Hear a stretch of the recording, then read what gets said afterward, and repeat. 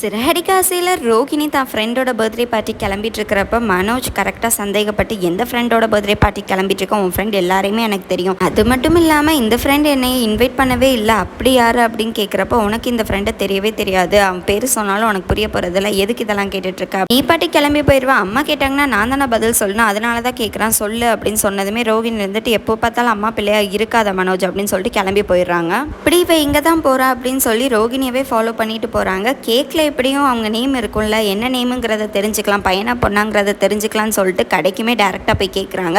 இந்த மாதிரி நான் ஒரு 3 kg black forest cake order கொடுக்கணும், அதுக்கு பேரெல்லாம் எழுதுவீங்களா அப்படின்னு சொல்லி இன்டெரக்டாக கொஷின் கேட்டு போட்டு வாங்கிடுறாங்க. ரோகிணி கேக்கில் எழுதின பேர் மகேஷ்னு தெரிஞ்சதுமே ரொம்பவே டவுட் ஆகுது. சீதா கல்யாணத்துலேருந்து மீனாக்கும் முத்துக்கும் ரொம்பவே ப்ராப்ளம் ஆகிருக்கும். அதனால முத்துவும் குடிச்சிட்டு வீட்டுக்கு வராரு. வீட்டுக்கு வந்து விஜயாவை பார்த்ததுமே அம்மா நீ தான் என் தெய்வம் அப்படின்னு சொல்லி விஜயாவோட கையை பிடிச்சி இழுக்க, விஜயா கூட ரவுண்ட் அடிக்க, விஜயாவோட மடியில் படுத்து தூங்கணும்னு சொல்லி ரொம்ப பண்ணிகிட்டு இருக்காரு.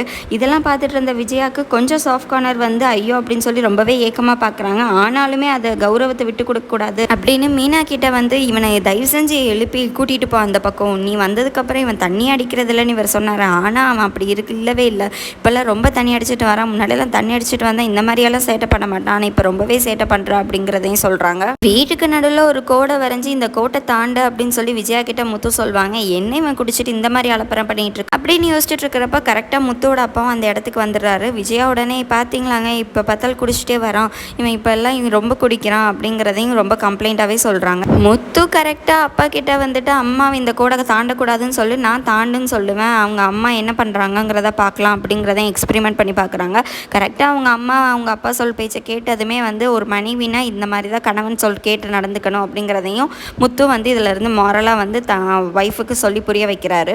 நேரம் பார்த்து கரெக்டாக மனோஜுமே வந்து முத்துக்கிட்ட வாய் கொடுத்து மாட்டிக்கிறாரு, நல்லாவே வாங்கியும் கட்டிக்கிறாரு. முத்தையும் இவ்வளோ குடிச்சிட்டு வந்தான்னு சொல்லி முத்தோட அப்பா ரொம்பவே யோசிச்சுட்டே இருப்பாங்க. இதை பற்றி மீனா கிட்ட கேட்கலான்னு சொல்லி மீனா கிட்டையும் பேச போவாங்க. கரெக்டாக மீனாவும் நான் உங்களுக்காக காஃபி கொண்டு வரேன்னு சொல்லி எழுந்து போகும்போது இல்லைம்மா நான் உங்ககிட்ட பேசுகிறதுக்கு தான் வந்தேன், உனக்கும் அவனுக்கு என்ன தான் பிரச்சனை, சொல்கிற மாதிரி இருந்தால் சொல்லு, இல்லை சொல்லக்கூடாத விஷயம்னா சொல்ல வேண்டாமா அப்படின்னு சொல்கிறப்ப கரெக்டாக சீதாவோட கல்யாணத்தையும் மீனா ஓப்பன் அப் பண்ணுறாங்க.